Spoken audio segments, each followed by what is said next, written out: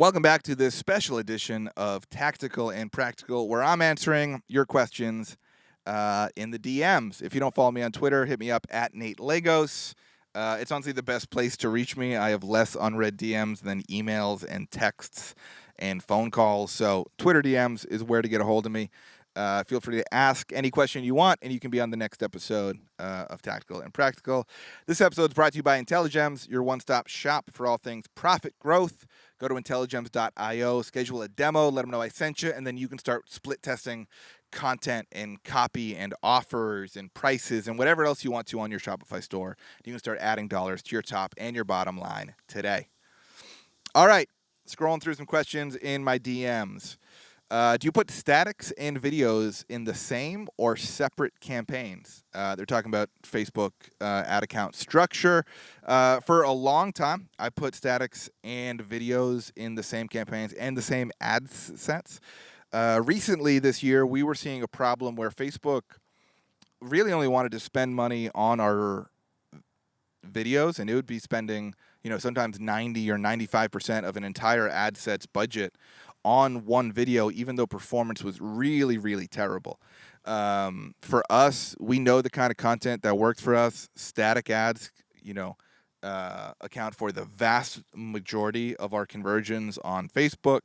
So what we've been doing recently, we run a CBO campaign that has one ad set for videos and one ad set for statics, and then we use minimum and maximum spend limits on those ad sets to kind of control spend on both, so that way it doesn't just spend on the videos, but spends on the statics that we know convert really well.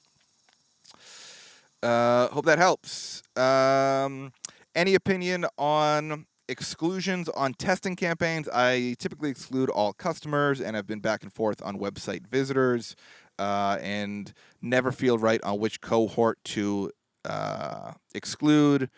What are your thoughts? First of all, I don't know the brand who's asking this. It's a guy on Twitter. I don't know what he sells, so a little bit hard to answer because I think it would probably vary a little bit by industry. But what I can tell you is if you are creating content to work on acquisition, I would show it to people who have not heard of you. And if excluding site visitors or excluding past purchasers is working for you in your biggest, most profitable campaigns, then I would do the same thing with your testing content. We know that different language and different messages work for us in email to repeat customers better than they work for us in email to prospects and leads who have not bought yet. So I think the same principle applies on Meta. Whatever you want the ads to optimize for. So if you were going to throw them in a campaign that is going to exclude a ton of people, I'd exclude that same audience in however you are testing them. Next question. What's the easiest AI app to play around with making static ads? I've got a contrarian take to this. Canva, which I know is not an AI tool. Depending on what you sell, I think AI created visuals are going to be super hit or miss for you. For us, it's a miss because they can't use the exact designs of our watches. They manipulate the product every time. They spit out some watches that look really wonky. I've had some of the best AI guys out there try to solve for it. They can't. So we've done some stuff testing AI backgrounds and then, superimposing like real pictures of our watches in front of it. To be honest, it's still not great. What I would recommend, to be honest, is using ChatGPT to come up with new copy and headlines and angles. And lately I've been asking ChatGPT about like different textures that we could use as backgrounds, different settings we could use based on what it knows about our customers, to kind of put our products in different situations and different, locations that we would never actually go to. So the ideation part has been the most valuable for me. From there, we have a team of in-house creators and designers that can bring it to life. We've used some tools for it. I've used Gemini. I've used Chat. I don't know. I don't think there's a clear winner yet. But yeah, honestly, I think it's like such a great ideation tool. I don't think it's a killer at visuals yet, but that's just me. All right, this question here. What are your absolutely non-negotiable softwares that you think we need to get to 10 million a year? Give some context about the business. Okay, let me first say, this is not a sponsored segment. This is a real question I got. As far as like necessary tech stack, this brand's doing like 5 million already. They want to double. I don't think there's a software that's going to get them there. At that point in businesses I've been a part of, we've been Shopify, Meta ads, if I can include that as your next software. We use Klaviyo for email, PostScript for SMS, IntelliGems for split testing. I think brands much earlier than they think should start on that. For us, it's been a much more reliable way to test messaging and content on our website and then bring it to the ad accounts, made our ads more efficient. Shopify, Klaviyo, PostScript, IntelliGems, some customer service platform. We're on Gorgeous. I don't have a strong opinion on it. What else? Google Sheets and Google Docs, I think, are super important for how I run my marketing team. We use Notion right now for task management. That's kind of it. Heat maps is really nice. You can learn kind of what the highest impact areas of your site are and then start split testing those areas. That's been really important for us. I think that's about it. Yeah, that's as far as like the question was phrased as what's necessary. I think that's kind of it. And even some of those aren't like necessary. Getting from five to 10 million is like, I've done it with 3 different brands now. I think at that stage it really has more to do with like cash management than anything. Can you scale acquisition enough?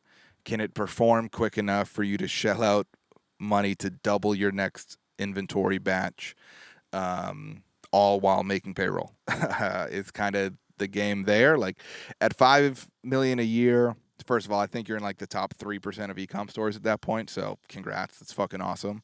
I know everyone on here likes to just pretend like it's 9 figures or bust, but it's not true.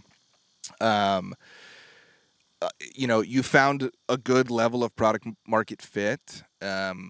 You probably, at least the businesses that I've been a part of at that stage, really need to like hone in on your best messaging, on your true value props, and create content that can persuasively and quickly and cleanly explain that to prospects.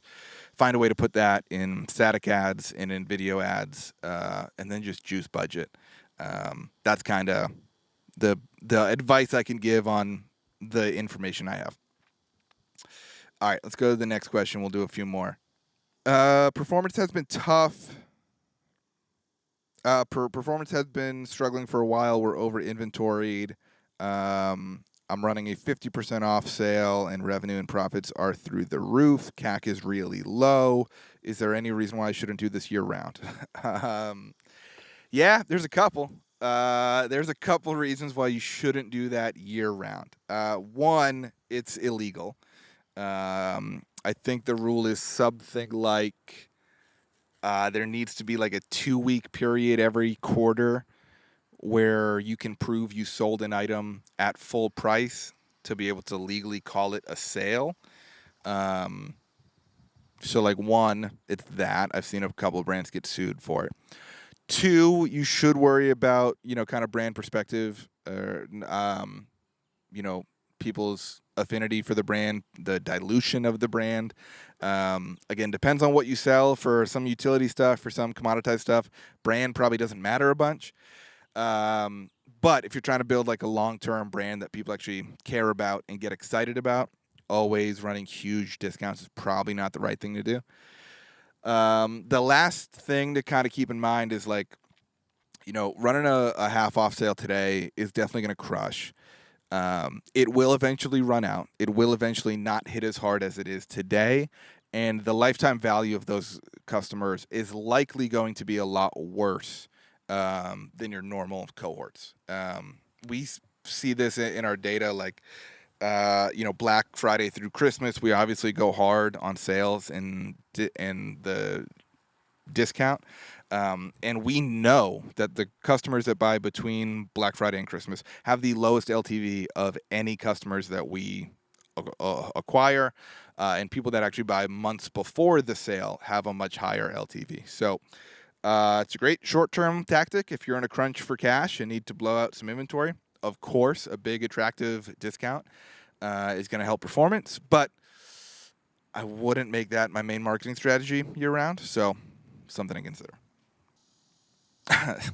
All right, this one's funny. I saw you tweet about the double up method. What are your thoughts on aggressively scaling spend? Yeah, so some guy tweeted the double up method of advertising, where you just double your budget until like it doesn't work anymore. And I did a meme. I'll put it on the screen. A meme tweet of like it was Zuck saying that because he's just trying to get our money. I do think, believe it or not, like I do think he is closer to the answer, to the correct answer, than a lot of brands operate. I think most brands could increase ad spend and everything would be okay. Everyone, especially super early on in their business, is like really focused on CAC or is really focused on return on ad spend or MER. And I think that's valuable to a point. The biggest wins I've kind of seen, I've been at 3 e-com brands now that all started, low 7 figures a year or mid 7 figures a year, and then getting up to high 8 figs. The biggest thing I've seen is like sometimes how much you can increase ad spend without seeing a big dip in blended return on ad spend, or without seeing a big spike in MER. I think people typically get scared if they increase ad spend this week and, blended return on ad spend goes down 10%. They say like, oh, it didn't work. That doesn't work for us. But what you might fail to realize is like, well, if you kept your foot on the gas and actually continue to increase spend, if ROAS stayed at that 10% worse, but you're able to double your ad spend, then you're actually going to make way more money. Like, depending on your COGS, I'm assuming you have good margins and everything. A lot of the success in e-commerce comes from volume, not from efficiency. It's just easier to make a bunch of money if you're doing a bunch of revenue, even if your efficiency is worse. So I think a lot of brands, if you don't have any inventory constraints, should try stepping on the gas and just make sure you give it enough time to develop. Like, if people usually take 3 weeks from the time they discover you to make a purchase, make sure you commit to this thing for 90 days because that's only like 6 cycles of that. Don't make the mistake of like scaling spend for a week on a product that people usually think about for a month before they buy and then be like, oh, it didn't work, revenue didn't increase. It takes time. So usually what I tell people is like increase ad spend to a level you are comfortable with spending for 30 days with nothing added, like with nothing to show for it, basically. So, commit to like, if it's 10%, 20%, commit to like, I'm going to raise my budgets by 20% for July and I'm not going to touch it until August so that you can really see if this is going to develop or not. I see people all the time make the mistake of like they increase ad spend today and then they're mad that revenue's not up tomorrow. We are dealing with people on the other end of these ads, not algorithms, and people need to see an ad, think about it, ask their wife about it. Maybe they have to wait till payday. Maybe they have to wait till a birthday or a holiday, whatever. So I say increase your budget kind of as much as you can stomach for at least a month and let it develop before declaring if it works or not. I wouldn't just recklessly double your budget. And I mean, spend like $300 a day and you're comfortable going to $600 for a month, go for it. But definitely with where we're at now, we are not just going to double our budget today.